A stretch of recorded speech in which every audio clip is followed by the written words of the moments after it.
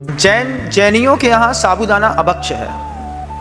बहुत सारे लोग ऐसे होते हैं, मैजिक बोन्स आता है छोटा छोटा सा, आप उसको कभी देखिएगा।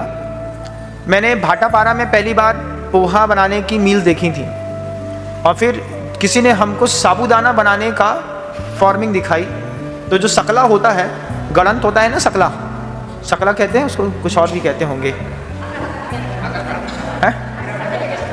हाँ, आप क्या जो भी कहते हैं उसको वैसे सकला कहते हैं, अंग्रेजी नाम भी मुझे आता नहीं है। हाँ, लंबा लंबा होता है, खाने में मीठा होता है। तो उसको पहले छीला जाता है, धोया जाता है, बॉयल किया जाता है, फिर उसका पूरे का लिक्विड बनाया जाता है। जैसे दूध बहता है बिल्कुल ऐसे ही उसका लिक्विड होता है। फिर उसको वार्मर और डायर में सुखाया जाता है। फिर धीरे धीरे उसमें जालियाँ लगी रहती हैं तो उसको शेप दिया जाता है। फिर शेप देने के बाद जो है वो लोगों के लिए सुखा करके दे देते हैं।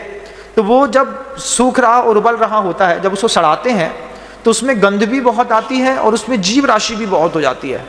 और हमारे यहाँ बाजार का पका खाते नहीं है, तो इसलिए साबूदाना जैन समाज में अभक्ष्य माना गया है। जैनी जो लोग रात में खिचड़ी के रूप में, कई जगह लगता है ना, बहुत सॉफ्टली, बहुत अच्छे से रात में शाम को फुला दिया, 4 घंटे पहले फुला करके रात में अच्छा उबाल करके उसकी तल करके खिचड़ी बना दी और एक एक प्लेट पूरे परिवार वालों को दे दिया। ये जैन शासन नहीं है बंधुओं।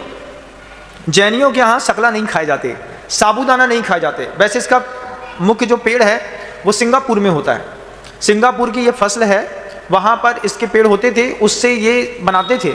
लेकिन भारत ने तो उसमें कमाल किया, सेम टेस्ट को उन्होंने सकले के साथ जनरेट कर दिया। तो जो व्रत उपवास इत्यादि में साबूदाना खाते हैं, साबूदाना का पापड़ खाते हैं, खिचड़ा खाते हैं, खीर खाते हैं, ये हमारे जैनियों के यहाँ नहीं खाई जाती है। इस बात की आपको बहुत अच्छे से जानकारी होना चाहिए।